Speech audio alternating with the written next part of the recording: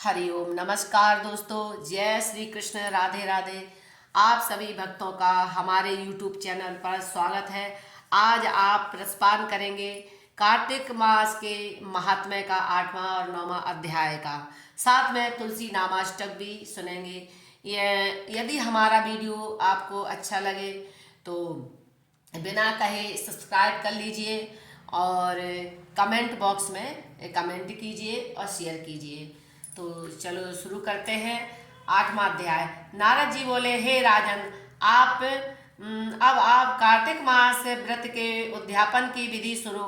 व्रत की पूर्ण सफलता के लिए प्राणी को उद्यापन करना चाहिए। कार्तिक मास का सेवन करने के पश्चात व्रती को कार्तिक शुक्ल चतुर्थी को उद्यापन कर देना चाहिए। व्रती को चाहिए कि वह तुलसी के ऊपर चारों द्वारों का एक मंडप बनावे। उसे मंडप के चारों द्वारों पर तोरण बंधनवार बांधकर फूल और चमर से सजाए। इन चारों द्वारों पर भगवान विष्णु के प्रिय पार्षद जय और विजय की मिट्टी की प्रतिमा स्थापित करे। तुलसी जी के पास 4 रंगों से विभूषित सर्वतोभद्र नामक चक्र बनाए। उस चक्र के ऊपर पंच रत्न और नारियल रखकर एक सुंदर कलश की स्थापना करे। उसी स्थान के समीप भगवान विष्णु की चतुर्मुखी प्रतिमा लक्ष्मी जी के सहित स्थापित करे। व्रती प्राणी को यह जानना चाहिए कि द्वादशी को भगवान शयन से उठे और त्रयोदशी को देवताओं ने उनके दर्शन किए और चतुर्थी को उनका पूजन किया। इसी प्रकार व्रती को चाहिए कि वह भगवान श्री कृष्ण की स्वर्ण प्रतिमा का पूजन षोडशोपचार से करे और नाना प्रकार के नैवेद्य उनको अर्पण करे। व्रती को चाहिए कि वह रात्रि भर जागरण करे और भजन कीर्तन करता रहे। प्रातः होने पर नित्य कर्म आदि से शुद्ध होवे, फिर यज्ञ करे और यज्ञ करने के पश्चात ब्राह्मण को जिमावे और उनको दक्षिणा देकर आशीर्वाद ग्रहण करे। जो इस प्रकार चतुर्दशी के उपवास करके इस क्रिया को करता है वह वैकुंठ धाम को पाता है। इस वैकुंठ चतुर्थी उपवास भी कहते हैं। इसके महात्म्य को सर्व समर्थ देवता और सहस्त्र मुख वाले शेष भी वर्णन नहीं कर सकते हैं। जो प्राणी भगवान के सम्मुख जागरण करते हुए भक्ति भावना में गायन और नृत्य करते हैं वह सहज ही 1000 गाय दान करने का फल प्राप्त करते हैं। जो प्राणी भगवान के सम्मुख भजन कीर्तन करते हुए रात्रि जागर करते हैं और भगवान श्री हरि की पुण्य कथाओं को पढ़कर सुनाते हैं वे अक्षय पुण्य के अधिकारी होते हैं। उनका पुण्य कोटि कोटि तीर्थ के समान बढ़ता रहता है। पूर्णमासी के दिन हो सके तो 30 ब्राह्मण दंपत्ति की, यदि इतनी सामर्थ्य न हो तो एक ब्राह्मण दंपत्ति को निमंत्रण कर दे। पूर्णमासी के दिन भगवान विष्णु ने मत्स्य अवतार धारण किया था, अतः भगवान को प्रसन्न करने के लिए उस ब्राह्मण दंपत्ति को खीर का भोजन कराए। खीर को तथा अन्य पकवानों को तैयार करने के बाद हवन करे। आतो देवा मंत्र द्वारा हवन में खीर तिल की आहुतियां दे। उसके बाद ब्राह्मण दंपत्ति को भगवान विष्णु तथा लक्ष्मी रूप मानकर खीर तथा अन्न का भोजन कराए। यथाशक्ति दक्षिणा देकर ब्राह्मण दंपत्ति को संतुष्ट करे। विधि विधान से कपिला गौ का पूजन करे और वेद पाठी ब्राह्मण दंपत्ति को वस्त्र आभूषण आदि देकर प्रसन्न करे। हाथ जोड़कर ब्राह्मण दंपत्ति से कहे, हे ब्राह्मण, आप मुझसे प्रसन्न हो। आपकी कृपा से मेरा यह व्रत सफल हुआ। मेरे समस्त पाप नष्ट हों और मेरे समस्त मनोरथ पूर्ण हों और मेरी संतान सुखी रहे। मुझे भगवान विष्णु के प्रिय वैकुंठ लोक की प्राप्ति हो। इस प्रकार क्षमा याचना करके और समस्त सामग्री गौ सहित उस ब्राह्मण दंपत्ति को प्रदान करे, खुशी खुशी उनको विदा करे, उनको विदा कर स्वयं अपने बंधु बांधवों सहित भोजन ग्रहण करे। हे राजन, जो प्राणी इस प्रकार कार्तिक मास की उपासना करते हैं वह समस्त सुखों का इस लोक में भोग करता है और अंत में वह वैकुंठ लोक को जाता है, उसका पुण्य अक्षय रहता है। इसी कारण से कार्तिक मास का सेवन करने वाले प्राणी श्रेष्ठ कहे जाते हैं। उनके सामने पाप कांपते हैं। जो प्राणी कार्तिक मास महात्म्य की कथा सुनते अथवा कहते हैं वे दोनों ही उत्तम फल को पाते हैं। उनके जन्म जन्मांतरों के पाप सहज ही नष्ट हो जाते हैं। इस तरह से ये 8वां अध्याय समाप्त हुआ। अब 9वां अध्याय सुनिए। इतनी कथा श्रवण कर राजा पृथु ने महामुनि नारद जी से कहा, हे मुनि, आपने कार्तिक मास में तुलसी पूजन को अधिक महत्व वर्णन किया है। इस कारण मैं यह जानना चाहता हूँ कि तुलसी भगवान को क्यों इतनी प्रिय हुई है। हे नारद जी, आप कृपा करके मुझे तुलसी का आद्योपांत वृतांत सुनाएं। नारद जी बोले, हे राजन, यह गूढ़ कथा है जिसे मैं तुम्हारे सम्मुख वर्णन करता हूँ।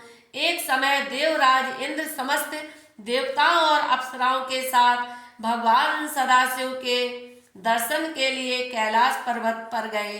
वहां उन्होंने एक महान आकृति वाले भीमकाय एक आंख वाले पुरुष को खड़ा देखा। इंद्र ने उससे पूछा कि तू कौन है? भगवान शिव कहाँ है? सागर भयंकर स्वरूप पुरुष ने कोई उत्तर नहीं दिया। तब देवराज इंद्र ने क्रोधित होकर उस पर वज्र चला दिया। इंद्र के वज्र प्रहार से उसके कंठ में नीला निशान हो गया और वह भस्म हो गया। तब भगवान रुद्र ने क्रोध करके इंद्र को अपने तेज से जला दिया और तब गुरुदेव बृहस्पति ने हाथ जोड़कर इंद्र को रुद्र भगवान के चरणों में डाल दिया और स्तुति करते हुए कहा, हे देवादिदेव, हे त्रिपुरारी, हे शंकर महेश्वर, आपको बारंबार नमस्कार है। हे शंभो, हे दक्ष दर्प चूर्ण करता प्रभु, हे यज्ञेश, हे ब्राह्मण हितकारी प्रभु, आपकी माया अनंत है। आपके रूप गुण और शक्ति माया का पार कोई नहीं पा सकता है। इंद्र ने आपकी माया को ना जान सकने के कारण जो भूल की है उसे क्षमा करें। हे प्रभु, आप अपने तेज से उसकी रक्षा करें। देव गुरु बृहस्पति जी की इस स्तुति से प्रसन्न होकर शिव जी ने अपने नेत्रों से निकलने वाली अग्नि को रोककर कहा, हे बृहस्पति, मैं तुम्हारी स्तुति से प्रसन्न हूँ। तुम अपनी इच्छा अनुसार वर मांगो। इंद्र की रक्षा के लिए के कारण तुम्हारा नाम जीव होगा। तब बृहस्पति ने हाथ जोड़कर कहा, हे महेश्वर, आप कृपा करके इंद्र की रक्षा करने को अपनी नेत्राग्नि को शांत कीजिए। भगवान रुद्र ने कहा, नेत्राग्नि पुनः मस्तक में नहीं जा सकती है। इंद्र की रक्षा इसे यहाँ से दूर फेंक देता हूँ। इतना कहकर भगवान शिव ने उस अग्नि को हाथ में लेकर उठाकर दूर फेंक दिया तो गंगा सागर संगम स्थान पर जाकर गिरी। वहां वह बालक का रूप धारण करके रोने लगी। उसके रोने की आवाज से समस्त लोग कांप उठे। उसके रुदन को सुनकर ब्रह्मा जी सागर के तट पर आए और सागर की गोद में बैठे उस बालक को रुदन करते देखकर ब्रह्मा जी ने सागर से पूछा, हे सागर, तेरी गोदी में यह अद्भुत बालक कौन है? तब सागर ने ब्रह्मा जी को प्रणाम कर उस बालक को उनकी गोद में देकर कहा, हे भगवान, गंगा सागर संगम स्थान पर मेरे यह पुत्र उत्पन्न हुआ है। हे जगत गुरु, आप कृपा करके इसका जात कर्म संस्कार करें। इतने ही में वह बालक ने देखते देखते ब्रह्मा जी की दाढ़ी पकड़कर ऐसी जोर से खींची कि वह बालक ब्रह्मा जी के नेत्र से आंसू गिरने लगे। उन्होंने बड़ी कठिनाई से अपनी दाढ़ी को उसके हाथों से छुड़ाकर कहा, हे सागर, इस बालक ने मेरे नेत्रों से जल निकाला है, इस कारण इसका नाम जलंधर होगा। यह समस्त शास्त्रों का ज्ञाता और महाबली होगा। भगवान रुद्र के अतिरिक्त इसे कोई नहीं मार सकेगा। इतना कह ब्रह्मा जी ने शुक्राचार्य को बुलाकर जलंधर को राज तिलक करवाया और स्वयं अंतर्ध्यान हो गए। सागर अपने इस पराक्रमी पुत्र को पाकर बहुत प्रसन्न हुआ। जलंधर के साथ कामनेमी दैत्य ने अपनी भुवन कन्या वृंदा का विवाह कर दिया। वृंदा जैसी पतिव्रता स्त्री पाकर जलंधर परम सुखी हो राज्य करने लगा। इस तरह से ये 9वां अध्याय समाप्त हुआ है। तुलसी नामाष्टक। तुलसी इस तरह से तुलसी का नामाष्टक। वृंदा वृंदावनी विश्व पूजता विश्व पावनी, पुष्पसारा नंदिनी च तुलसी कृष्ण जीविनी, एतन्नामाष्टकं चैव स्तोत्रं नामार्थ संयुतं, या पठेतां च संपूजितो अश्वमेध फलं लभेत्। वृंदा वृंदावनी विश्व पूजता विश्व पावनी, पुष्पसारा नंदिनी तुलसी और कृष्ण जीवनी, ये देवी तुलसी के 8 नाम हैं। यह सार्थक नामावली स्त्रोत के रूप में परिवर्तित है। जो पुरुष तुलसी की पूजा करके इस नामाष्टक का पाठ करता है उसे अश्वमेध यज्ञ का फल प्राप्त होता है।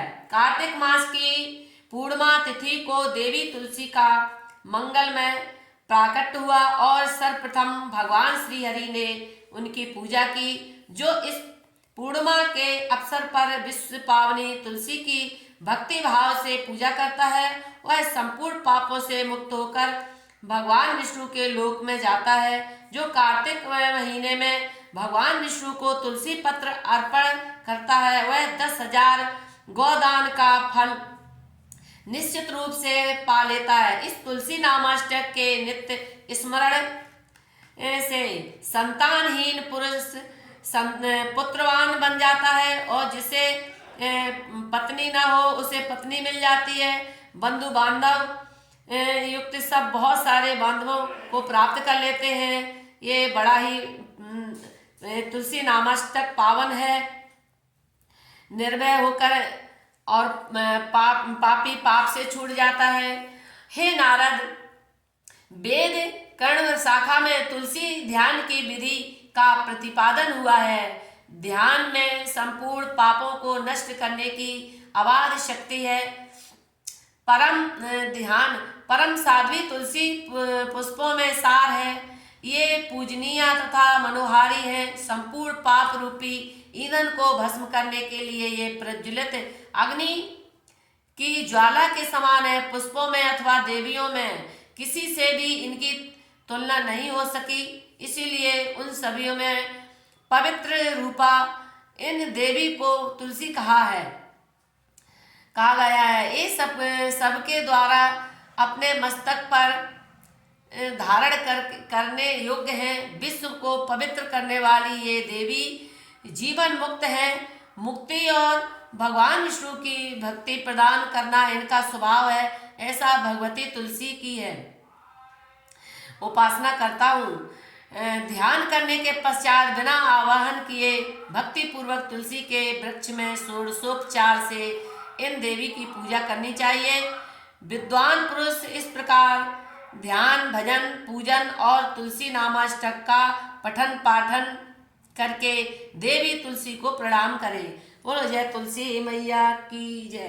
कार्तिक मास की जय। हरि शरणम हरि शरणम हरि शरणम हरि शरणम हरि शरणम हरि शरणम हरि शरणम हरि शरणम गुरु शरणम गुरु शरणम गुरु शरणम गुरु शरणम हरि हरि शरणम हरि शरणम हरि शरणम हरि शरणम। जय श्री कृष्ण। राधे राधे सभी भक्तों को।